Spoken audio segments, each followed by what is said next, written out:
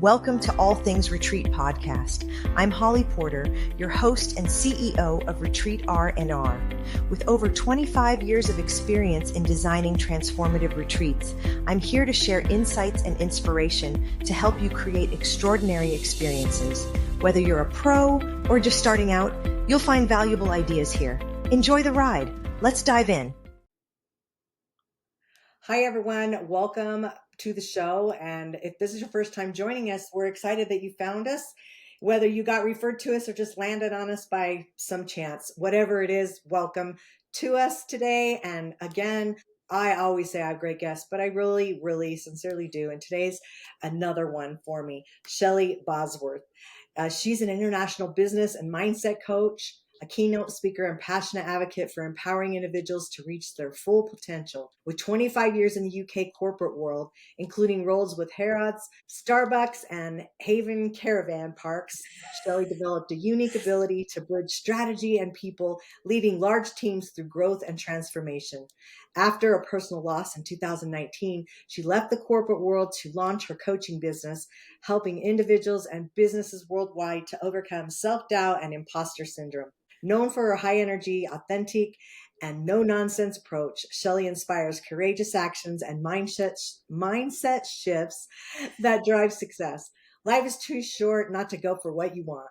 Shelley's story is proof, and she's ready to help you write yours. Welcome to the show. Thank you so much for having me, Holly. It's great to be here. That was a bit of a mouthful for you, wasn't it? Sorry. I was like, a little tongue-tied twist or something going on.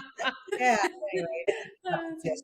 You're awesome. Let's just say that, right? I know. Okay, that's it. I'm changing the bio. I'm Shelley. I'm awesome. Here we go. Yes. Welcome. Please. Anyway, well, we're happy that you get to hang out with me for a little bit here and talk about retreats and the whys and hows and whats and things that have brought you to where you are now, because it's always exciting to meet new people for me and introduce them to my audience. So let's just start out with a couple questions here. What inspired you to start running retreats, and how did you know it was the right step in your business? So, funny story. So I've been running my coaching business now for just over 5 years. And I had, very big ambitions, like we all do when we start out, I've ridden the ride, so to speak. But I always said I'd like to run retreats one day. And we have a long-term goal to live in Italy.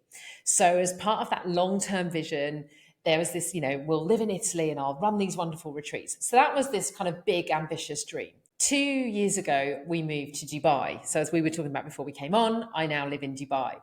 And I was in the UK. So when I announced to my clients that we were leaving the UK and I was moving to Dubai, which wasn't a massive surprise, people knew we had some aspirations, I jokingly said, how about a retreat in Dubai, to a few of my clients? And a few of my clients said, yeah, I'd be there. And I genuinely just ran with it. So what happened was I left the UK, moved to Dubai, settled and sorted and got the business going and found myself. And, it sounds, well, it's exactly how it happened. I kind of just ran with it and asked the question again when I got here, and people said yes. And so I went, well, let's put a sales page together and get some deposits. And before I knew it, I had 6 people signed up for my first retreat. So it was always something I wanted to do, but I brought the timeline further forward quicker because I was in Dubai. So I ran my first retreat out here in Dubai 6 months after I moved here. Wow.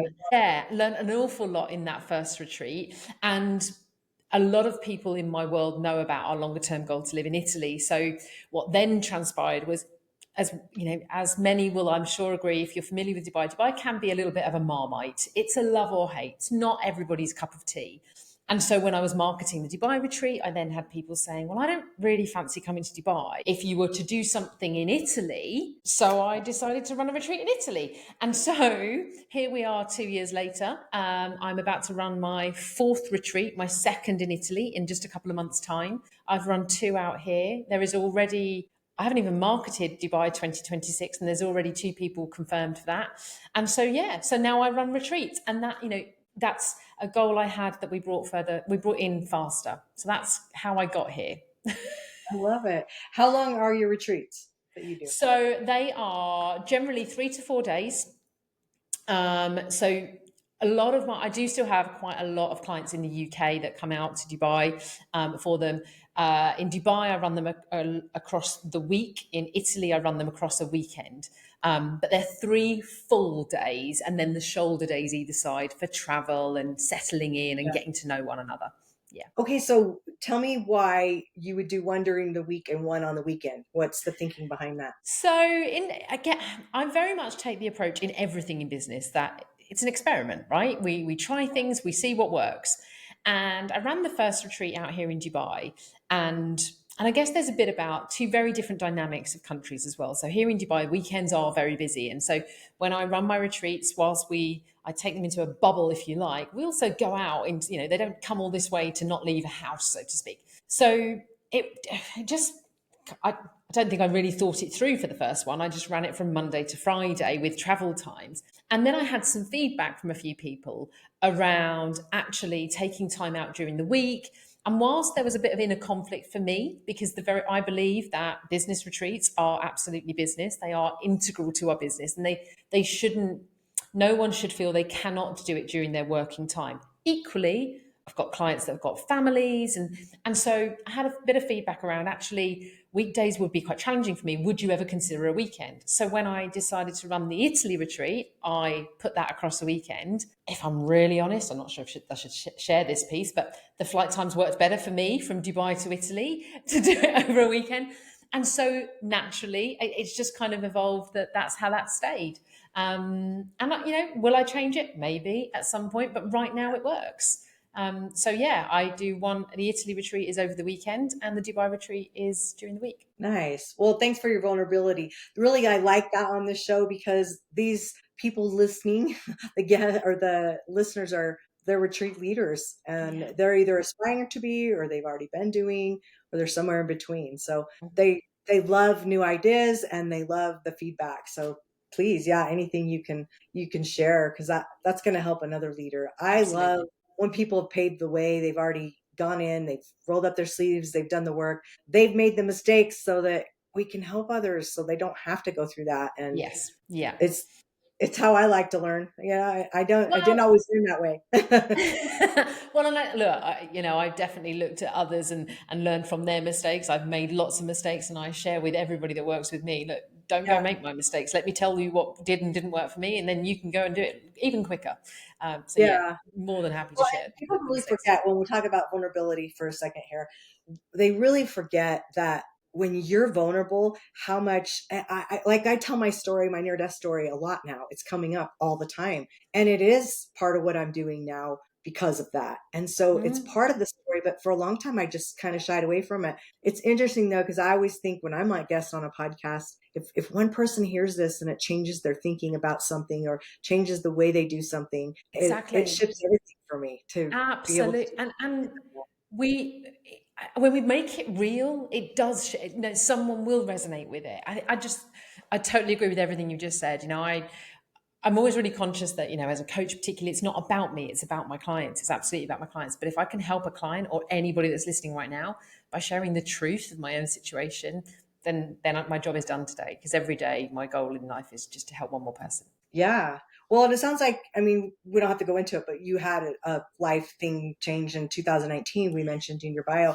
And you don't have to talk about it necessarily unless you want to. But I'm just saying, when things like that happen to us, sometimes we're not healed and we're in the trauma of it still. And then we decide, I'm just going to do a retreat. I would warn retreat leaders about that because really, you shouldn't help teach something until you're through it. If you're still in Absolutely it, agree. you're too emotional. It's really a struggle. It's just like speakers. They shouldn't go speak on stage about something that they're not finished going through yet. And I absolutely agree with you. And actually, even though my retreat journey started earlier than I planned, it was year 3 of my business. And so, and it's not linked to what we went through. And I'm more than happy talking about it. We went through some personal loss, and it was just the catalyst for us kind of going, what's it all for? What do we want for our life? It's why we ended up moving to Dubai. It's why we live the life we live. We're absolutely planning for a future, but we're living life now too. And that's, what it's all about. And that's what my whoa, work is all say about. those words again. I think everybody should hear that. We're I need to absolutely remember exactly how I worded it. living. Okay, I know. Living your We're life now. planning for a future, but living life now. I think that's essentially what I said. Yeah. Yeah. very It's finding that powerful. balance across the two. It really is. I say it's to everybody I work with, and this is a large part of what I do with my retreats.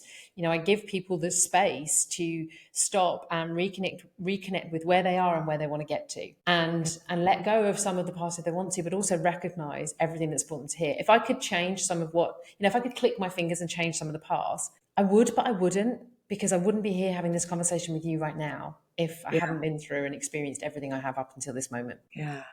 Do you feel like as doing more business coaching that it's, I mean, everybody suffers from the same issues. It seems like there's take 10 issues and you're like, okay, you fit somewhere in that category. But it seems like when they're personal issues, it all comes back that's usually what's ends up affecting the business issues, right? Have you noticed that? Absolutely, they're intrinsically linked, and this actually really segues into kind of how I run my retreats, because I often talk in all of my messaging. I talk about life and business. So yes, I call myself a business mindset coach because people understand that terminology. I love helping business owners grow their businesses, but it's because I want them to have the life they want to have. I don't want them to grow a business and be completely burnt out and on their knees. I don't want them to come out the other side with I wish I'd. I want, that's kind of one of my mantras. I don't want to get to a certain age and be saying I wish we'd, I wish I'd.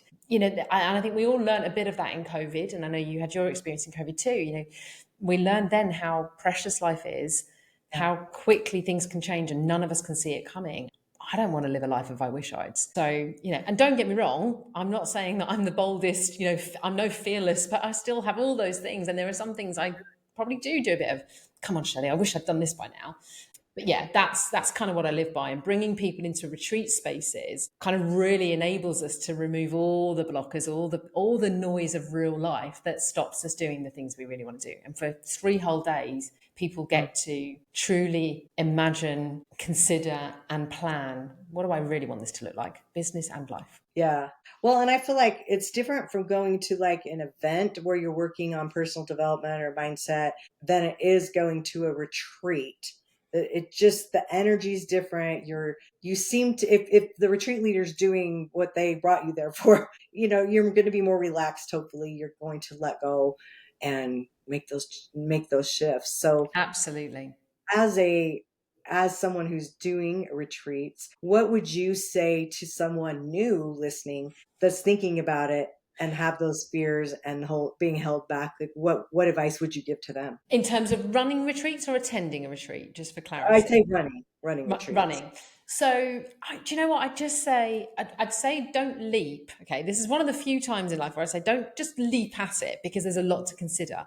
But I would Yeah, absolutely say explore it and really explore what is it that you're worried about, and go find people. That's where this podcast that you're doing is absolutely brilliant, because I think we can go into running retreats with a level of naivety, and you don't. I think the first retreat is always going to be the hardest, but also the best, and it can't be matched. I remember when I ran my second retreat, about 12 hours in, I thought I wasn't doing a good enough job, and it was because I was comparing it to the high that I'd experienced as well as my attendees of my first retreat. And I had to really have a chat with myself about, they're different people, this is a different experience, but that doesn't mean it's not as good. My point being, you don't really learn it till you're in it, but there's lots of practical pieces that those that have done a few can share with you. yeah, Um, yeah, the blockers. I mean, I could list you a ton of blockers. I could list you a ton of reasons that make it. It's not easy. I think that's the most important piece. I'm not going to sit here and say it's easy, and I think a lot of people think it's easier than it is to run a retreat. So yeah, I but it's think when also incredibly rewarding. Sorry. No, you're fine. I think when they have a tribe of people already and it's filled instantly, I think that's the biggest struggle is when people are newer in their business. Like I teach people to add retreats as an additional income stream to your business. Yeah. Don't go Yeah. start a new business unless No. that is your business, is doing retreats. Because you can make money on your retreats, but you also can upsell in your business. So if you're a business coach, of course you're going to want to sell them a coaching package or something. That's a great Right. way to bring them into your tribe. We talk about that all the time. Absolutely. What's so important about what you said there is absolutely don't start out with retreats. That's my view. Everybody that came on my first retreat either was or had been a client of mine. Yeah. And even and the second retreat, 70% had been or were a client, or had referred to a client, referred me and said, well, look, if you're looking for a treat, you should go on this because she's that good. But it is that piece around, it is a big investment of time Yeah. and money. And so there has to be a level of trust already. To come and give someone 3-4 days of your life, they're going to need to have a level of trust in you already. So it's definitely a tiered piece. And like you just described there, it's a fundamental part of my offering now, and a lot of people buy packages of coaching and retreat placed together, and they You sit you perfectly you together. package them together. Yeah. So I've got kind of, VIPs, if you like. I've got, the highest level way of working with me is to commit to a length of time of coaching. I've got somebody that's on a 12-month coaching program with me and has a retreat place as part of that too. Yeah, I think I'm seeing a lot more of that Mm. happening for the people that are doing it more for business. Yeah. Of course, I mean, there's your ones where people, they don't want to think about business. They just want to go on a retreat with some Yeah. other girls and chat it up and have massages and have a great time, go on a hike, whatever that looks like for them. And that's fine because there's lots of retreats like that as well. Exactly. And I guess that's the other bit. So you kind of said, what would your advice be to someone? I think get clear on what you want your retreat to be, is the wrong word, but like, what do you want? How do you want it to be? What do you want people to get out of it? And Yeah. it's a little bit different to, it can be a little bit more challenging to give really specific tangible results from a retreat perspective. But like you said, there is a retreat for everything. There is a form of retreat for everything. Be clear what category you want to fall into. 100%. I always mention a lot, Stephen R. Covey, he talks about the end in mind Begin with and the end in mind. figure out, like you said, 100%. Yeah. but then work backwards and what's it going to take Yeah. to get that end result Yeah. that you came up with. But if Yeah. you don't know the end result, how are you going to get there? Exactly that. It's like, and I read that book in the corporate world. Often quote Stephen's "Begin with the end in mind," and I say all the time, you don't get in a car and just drive. You have a destination. Yeah. You may not know how to get there, but you know where you're trying to get to, and that's when you then use sat nav or a map to work out the route. That's what we do. What's the name of that book? 7 Habits to 7 Habits of Highly Effective People. Highly Effective. There Seven you go. Habits to Highly Great. Effective. It's a I should great book, actually. Yeah.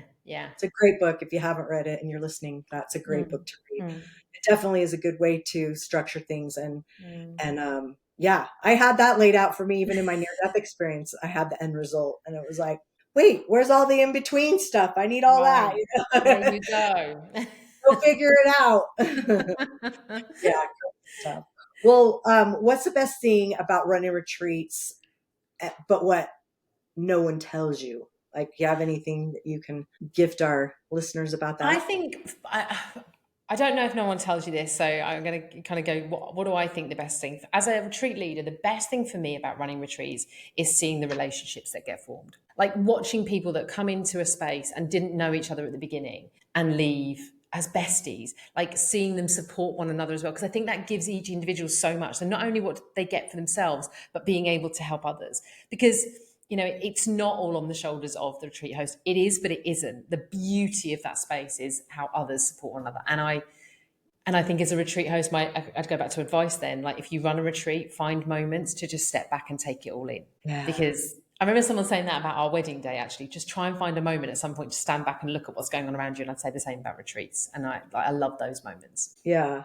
I watched a movie yesterday and the girl was teaching the guy that didn't know how to relax. He had never celebrated holidays, just the way he Uh-huh. was raised. And she just had him take this deep breath. They're like in a forest and take this deep breath in.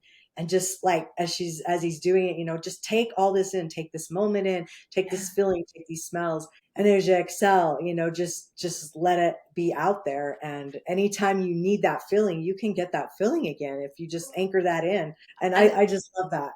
and we're so, we live in a world where everything's so frenetic and fast and moving forward. We actually, so this year, the Dubai retreat this year is in a beautiful villa on the Palm, on one of the fronds of the Palm. Oh, I'm And jealous. it was absolutely stunning. Next year, places 2026. And the night before all the guests arrived, so I had the house from the night before, and my husband came with me, and we sat out on this millionaire's mansion villa, sat out on the terrace, and I kind of just said to him, not done bad, have we? As I raise a little glass to us. And that was a moment for me to appreciate actually what was about to unfold, but also my journey to get here and to be able to deliver this. I feel grateful every day that I get to do this. And I think, that's what I'm saying to a retreat host. When you're in it, just find the moment to acknowledge that you're in it and enjoy it too, for you too. And advice to the retreat leader too. I would give yourself a day before at least, and a day before after. Absolutely. I'd probably say 2 days after, because I think Yeah. people don't realize how much it takes out of you. Yeah. If you're doing it right. I mean, not that you're totally worn out after having one, but you are there of service, and you are there to be the expert in whatever Yeah. you're doing. So Yeah. give yourself that little extra self-care and space. I think Yeah. that's Well, great.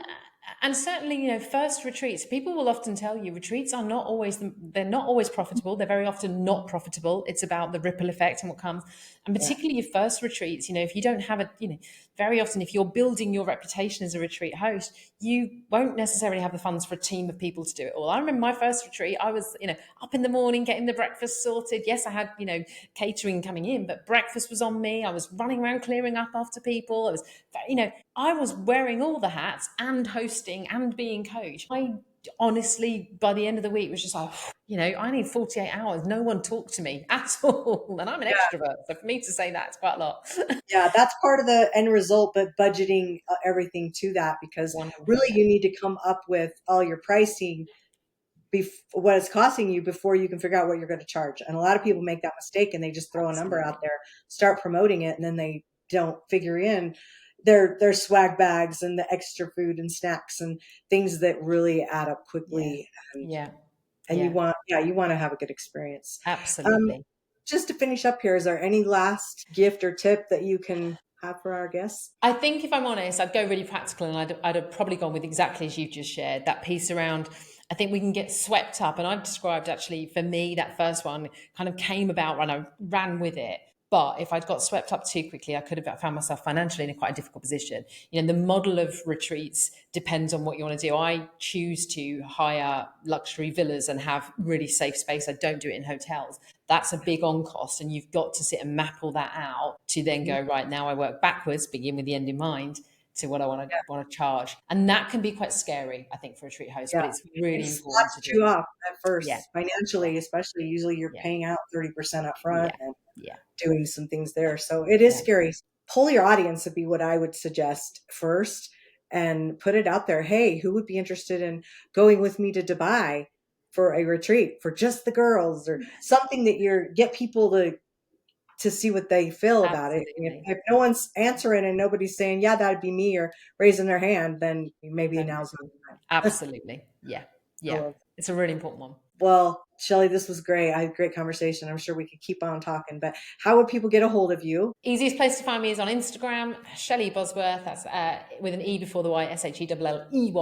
But I'm the only Shelley Bosworth official on Instagram. So come find me there. That's where I like to hang out the most. We'll put it in the show notes so that people can also click on there. But if you're able to grab it from listening, that's great. Okay. Well, thanks again for sharing with us. Thank you. Enjoy your evening, because it's way late there compared to here. Enjoy your day. Thank you so much for having me, Holly. Thanks, everyone. Bye for now. Bye. Thanks for joining us on this episode of All Things Retreat. We hope you're leaving with new ideas, fresh inspiration, and the motivation to take your retreats to the next level. Don't forget to subscribe and leave us a review. It helps us grow and reach more retreat leaders like you. And if you have any questions, topics you'd like us to cover, or just want to say hello, send us an email at info@weretreatrnr.com. Follow us on social media to stay connected and catch all the latest updates.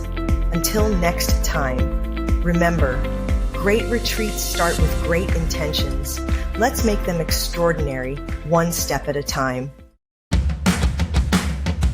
Thinking about hosting a retreat? Before you dive in, let's make sure you're really ready.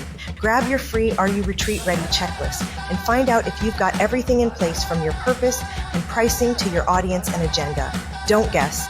Get clear. This quick checklist will show you exactly where you stand and what you need to make your retreat a success. Click the link below in the show notes to grab your gift and take the first step toward hosting with confidence.